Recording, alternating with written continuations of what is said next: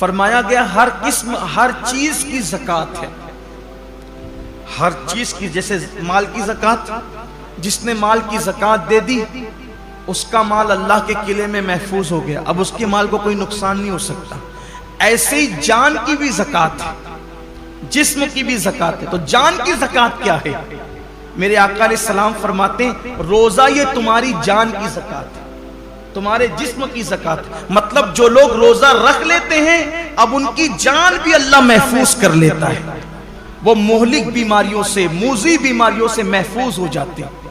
آپ دیکھیے اللہ کے اولیاء، آج جتنی کثرت سے بیماریاں ہیں پہلے نہیں تھی، اور جو بیماریاں آج ہیں وہ پہلے نہیں تھی۔ کیوں؟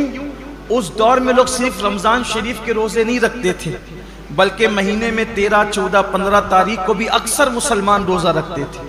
3 روزے تو مہینے میں رکھتے ہی تھے مسلمان۔ پھر اس کے بعد جو اور دن سے قریب تھے وہ پیر اور جمعرات کے بھی روزے رکھتے تھے۔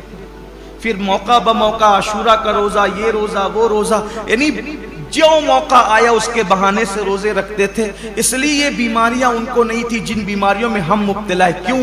کیونکہ وہ جسم کی زکوٰۃ نکالتے رہتے تھے، اور جب زکوٰۃ نکلتی رہے گی تو جسم محفوظ ہوتا رہے گا۔ ہم سمجھتے ہیں کہ کھانے سے طاقت ملتی ہے، طاقت کھانے سے نہیں ملتی، کھانا تو ایک بہانہ ہے۔ فرمایا گیا کم کھانا یہ صحت انسان کو صحت مند کرتا ہے، کم غذا انسان کو صحت مند کرتی۔ ہم کھانے کے لیے پیدا نہیں ہوئے، کھانا ہمارے لیے پیدا ہوا۔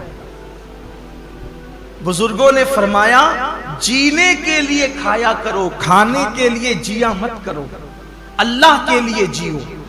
یہ انسان کی سوچ اور فکر ہونا چاہیے۔ تو پہلی چیز یہ ہے روزہ رکھیے، روزے کا اہتمام کیجیے، اور روزہ رکھیے تو اس طرح رکھیے جیسے اللہ نے روزہ رکھنے کا حکم دیا ہے۔ یہ دوسرا باب آپ کے سامنے پیش کرنے لگا۔ پہلے تو روزہ رکھیے، اب جو روزہ رکھتے ہیں ان کے لیے اس طرح رکھیے جیسے اللہ نے رکھنے کا حکم دیا۔